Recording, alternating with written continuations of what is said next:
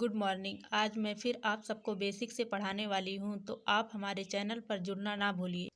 आप लोग speed below channel को लाइक और सब्सक्राइब ज़रूर कीजिए। और मैं आप सबको बिल्कुल बेसिक से पढ़ा रही हूँ, इसलिए आप लोग इन्फिनेटिव कॉम्प्लेक्स में ना आए, ताकि आप लोग इंग्लिश बिल्कुल बेसिक से सीख पाएँ। आप लोग जहाँ कहीं भी हैं, इंग्लिश सीखना बिल्कुल भी ना भूलें। तो इसके लिए क्या करना होगा मैं आपको बताऊँगी। आप लोग चलते फिरते, घूमते खेलते हुए आपको हमेशा इंग्लिश सीखना चाहिए, क्योंकि इंग्लिश आना ही आपको बहुत ही महत्वपूर्ण है। और ये क्लास बिल्कुल बेसिक से स्टार्ट है, तो आप लोग इस चैनल को देखना बिल्कुल भी ना भूलें। इसलिए इस वीडियो को मैंने बिल्कुल शुरू से शुरुआत किया है।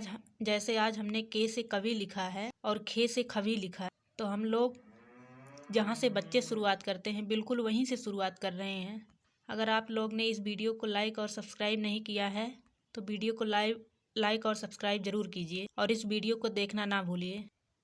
इस वीडियो के लेक्चर 2 में सबसे पहले मैं आप सबको वोकैबलरी में सबसे पहले सिनोनियम्स बताना चाहूँगी। तो फिर आइए इस वीडियो को शुरू करते हैं।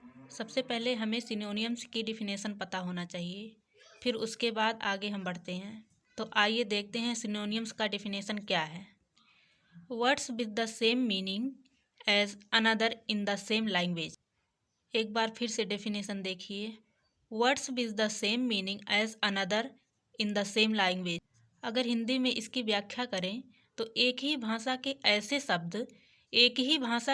ऐसे शब्द जिनका ऊपरी दृष्टि से एक ही अर्थ हो, परंतु जिनके समागम व आशय भिन्न हो, उन्हें ही सिनोनियम्स या पर्यायवाची शब्द कहते हैं।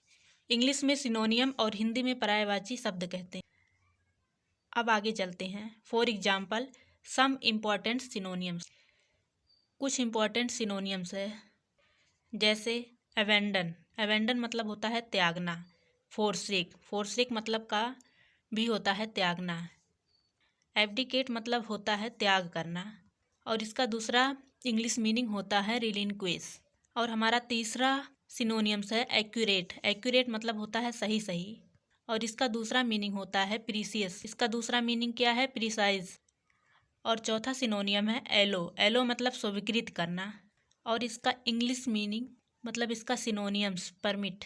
और पांचवा सिनोनियम है अमेजी मतलब होता है आश्चर्यचकित होना। इसका दूसरा सिनोनियम्स मीनिंग एस्टोनिश। और आपका छठा सिनोनियम्स हुआ एंगर मतलब होता है क्रोधित, जिससे बहुत क्रोध किया जाए, और इसका इंग्लिश मीनिंग है रिसेंटमेंट। और आगे देखिए आंसर मतलब होता है उत्तर देना, और सिनोनियम्स का दूसरा मीनिंग है रिप्लाई।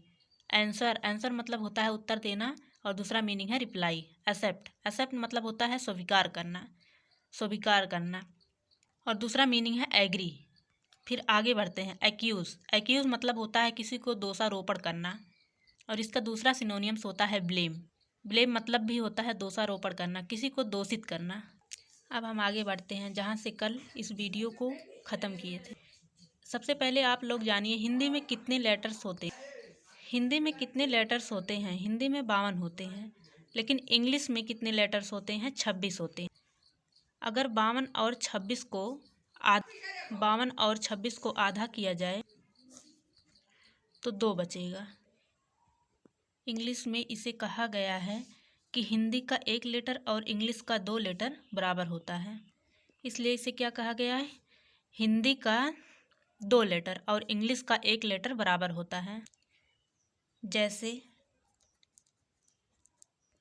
रमन, RMN, हिंदी का 3 अक्षर और इंग्लिश का 3 अक्षर, लेकिन अभी ये बराबर नहीं है। अगर हमें रमन पूरा लिखना है तो बीच में ए लगाना होगा। अब ये हुआ पूरा रमन, यानी बीच में आ छुपा हुआ है, आ मतलब ए छुपा हुआ। जैसे फिर देखते हैं जपन, JPN, अभी भी ये जपन अधूरा है, इसमें आ छुपा हुआ है बीच में। तो देखिए इसे पूरा करते हैं, JAPAN। अब ये हमारा पूरा हुआ पूरा जपन या फिर जापान। कोई भी अंग्रेजी का 2 लेटर बिना वावल के नहीं आते हैं। जब भी आते हैं तो बीच में कोई ना कोई वावल वर्ड आता ही आता है। यह बात बहुत ही सत्य है। जैसे हिंदी का 2 लेटर लिख दिया जाए अगर कट, तो सी और टी नहीं होगा, क्योंकि इसमें अभी वावल छुपा हुआ है। अगर हम इसे पूरा करें तो बीच में यू लग जाएगा। बीच में क्या लगेगा? यू लगेगा, वही आपका वावल है। जैसे फिर और एक एग्जाम्पल लीजिए, बट। क्या बी और टी, क्या आपका पूरा हो गया बट? नहीं, अभी पूरा नहीं हुआ है। आपको बीच में लगाना है यू। अब आपका पूरा हुआ बट। इसलिए कहा गया है कि हिंदी का 2 लेटर एक साथ आ सकता है, लेकिन अंग्रेजी का 2 लेटर एक साथ नहीं आ सकता है। तो फिर आप फिर से देखिए, फॉर एग्जाम्पल, क म ल, KML, KML। क्या ये कमल पूरा हुआ? नहीं, अभी नहीं पूरा हुआ है। तो फिर से पूरा करते हैं। पूरा करने के लिए आपको वावेल्स लगाना ही होगा। KAMAL, कमल। अब आपका पूरा हुआ कमल। इसीलिए तो कहते हैं टोटल इंग्लिश साउंड उसके उच्चारण पर निर्भर होता है, लेटर पर नहीं। जब आप का बोलते हैं तो अगला शब्द जोड़ने के लिए अपने आप में आ लगा होता है, जैसे का आ। अब इसे फिर से देखेंगे, फॉर एग्जाम्पल, का धन आ धन मा धन आ धन ल, कमल।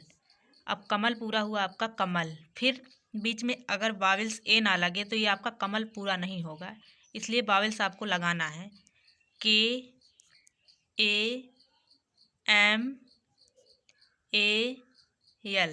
अब आपका पूरा हुआ कमल। हिंदी वर्णमाला में 52 अक्षर होते हैं और अंग्रेजी में 26। इसका मतलब पूरा आधा होता है। जैसे 52 और 26 आधा, मतलब ये पूरा आपका आधा हुआ। यानी एक लेटर हिंदी का और 2 लेटर इंग्लिश का होगा, तब आपका पूरा होगा। जैसे रमन, RAMAN, मतलब इसमें वावेल्स लगा, तब आपका रमन पूरा हुआ। जपन, JAPAN, जपन, तब आपका पूरा हुआ जपन, चाहे जापान कहें आप इसे। सुमन, जैसे सुमन में वावेल्स यू छुपा हुआ है, ए छुपा हुआ है। सुमन में आपका वावेल छुपा हुआ है, SUMN। समन में क्या आपका पूरा होगा? नहीं, इसलिए आपको वावेल बीच में लगाना है। सुमन, SUMAN। अब आपका पूरा हुआ सुमन। अब आप लिख के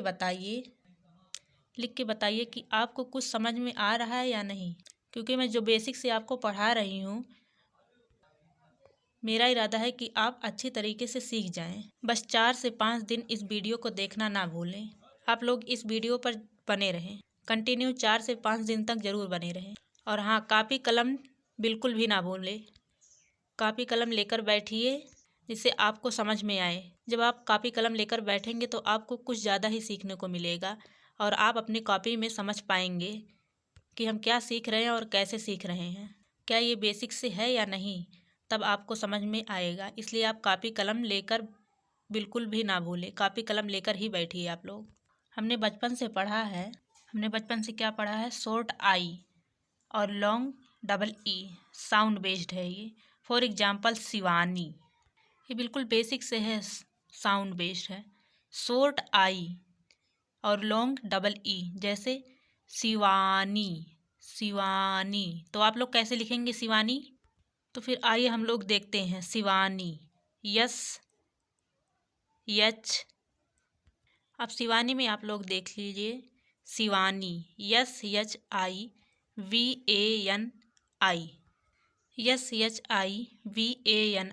शिवानी। जैसे सीमा, SEEMA, सीमा। ये पूरा लॉन्ग खींचा जा रहा है, इसलिए ये साउंड बेस्ड है, ये लॉन्ग साउंड बेस्ड है। और ये शॉर्ट साउंड बेस है, इसलिए इसे शिवानी लिखा गया है। शिवानी शॉर्ट में आ रहा है, लेकिन ये लॉन्ग साउंड बेस्ड है। जैसे सीमा, SEEMA, सीमा। अब आप दीपा में देखिए, दीपा, दीपा, दीपा मतलब लॉन्ग साउंड बेस्ड है। ये लॉन्ग साउंड बेस्ड है। दीपा, दीपा, DEEPA, दीपा।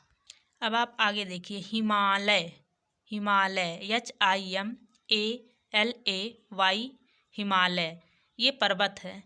हिमालय मतलब होता है पर्वत, इसलिए इसमें S लगेगा। हम हिमालय नहीं लिखेंगे, हिमालयास लिखेंगे। और जैसे हीरा लाल, हीरा HIRALAL, हीरा लाल मतलब ये शॉर्ट साउंड बेस्ड है, इसलिए इसमें IRALAL, ये हीरा लाल हुआ आपका, मतलब शॉर्ट साउंड बेस्ड आई। जैसे अब हम लोग देखते हैं दूसरा शॉर्ट साउंड बेस्ड। अब देखते हैं शॉर्ट साउंड बेस्ड में ऊ, छोटा ऊ, छोटा ऊ मतलब हुआ यू। लॉन्ग साउंड बेस्ड में हुआ आपका बड़ा ऊ, बड़ा ऊ मतलब हुआ डबल ओ। फॉर एग्जाम्पल में देखते हैं मून, मून, मून मतलब क्या हुआ, long sound based. Moon, moon MOON, moon, moon मतलब हुआ आपका लॉन्ग साउंड बेस्ड। और रूपा, रूपा में जैसे हुआ ROOPA, रूपा। कुछ लोग ऐसे भी लिखते हैं RUPA, रूपा, रूपा मतलब लॉन्ग साउंड बेस्ड हुआ। और तीसरे में देखते हैं पूनम, PUNAM, पूनम। कुछ लोग ऐसे भी लिखते हैं POONAM, पूनम। हिंदी में जैसे हुआ पूनम, पूनम। ये आपका सेकंड हुआ शॉर्ट और long sound based. For example moon, Rupa और पूनम। और तीसरा आपका हुआ साउंड बेस्ड ए मतलब ए और आई साउंड बेस्ड आपका तीसरा हुआ। ये तीसरे साउंड बेस्ड में जैसे for example Jain, Jain JAIN, Jain. Nainital, Nainital मतलब ए साउंड बेस्ड है, ए साउंड बेस्ड। नैनीताल AIN लगा ना, नैनीताल हुआ आपका। इसमें कौन सा साउंड बेस्ड है, ए और ए का साउंड बेस्ड है। और कैलाश में KAI मतलब कै, कै, ए की मात्रा आया ना, कैलाश LASH, कैलाश। ये आपका क्या हुआ, कैलाश मतलब ए साउंड बेस्ड लगा है इसमें। इसमें कौन सा साउंड बेस्ड लगा है, ए साउंड बेस्ड। हम जैसे चौथा देखते हैं साउंड बेस्ड औ, औ मतलब ए और यू। इसमें कौन सा साउंड बेस्ड लगा है, ए और यू का। फॉर एग्जाम्पल देखते हैं जैसे कौर, कौर,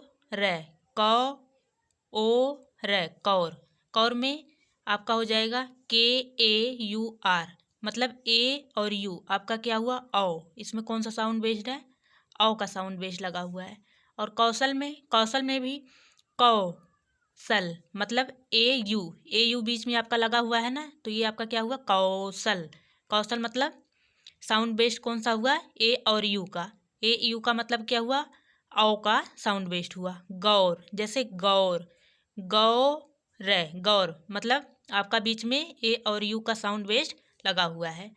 उसके बाद गौरी, गौरी मतलब ए और यू का साउंड बेस बीच में लगा हुआ है, मतलब ओ का साउंड बेस्ड आपका इसमें लगा हुआ। अब आगे बढ़ते हैं, आइए अब आगे देखते हैं। जैसे साउंड बेस्ड आपका हो गया मैं और ए, माँ, न, ए और एन, ना। अब इसमें देखते हैं इसमें क्या है। फॉर एग्जाम्पल पांचवें में है for example Chamba, CHAMBA, sound based है मतलब ए इसमें लगा हुआ है। चंबा मतलब चंबा, चंबा।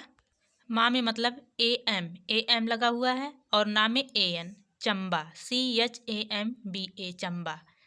बोलने में क्या आ रहा है, चंबा। जैसे गंगा, चंदर, चन AN बीच में आ रहा है ना, तो चन, चन बीच में न आ रहा है, बोलने पर क्या आ रहा है, न, चंबा, बा, चंबा। गंगा बीच में AN आ रहा है साउंड ना, और इसमें ए एम साउंड आ रहा है, जैसे चंबा, गंगा, गंगा, गंग में ए एन आ रहा है, मतलब न बीच में आ रहा है। चंदर, चंदर, बीच में ए एन आ रहा है, इसलिए आपका क्या हुआ, चंदर। मैं बस आपको बेसिक से सिखाने का प्रयास कर रही हूँ दोस्तों, आप लोग इस वीडियो को ज़रूर देखें। मैं आप लोगों को बार बार बता रही हूँ कि अभी बेसिक से क्लास चल रहा है, धीरे धीरे आपको tense, vocabulary, antonym, synonyms, direct and indirect speech, synthesis, transformation of sentence, syntax, vocabulary, one word substitution, idioms and phrase, translation, formation of word, translation from Hindi to English, modal passage and translated to English, words helpful in translation, ये सब मैं आपको पढ़ाने वाली हूँ जो बिल्कुल basic से है। तो आप लोग इस वीडियो को देखना ना भूलें और लाइक शेयर ज़रूर करना। आज के लिए बस इतना ही, और आगे कल मिलते हैं। इसी तरह आप लोग इस वीडियो को देखते रहिए, सीखते रहिए और मस्त रहिए। स्पीड बिलो वीडियो को सब्सक्राइब, लाइक और शेयर करना बिल्कुल भी ना भूलें। जय हिंद, वंदे मातरम। Thank you.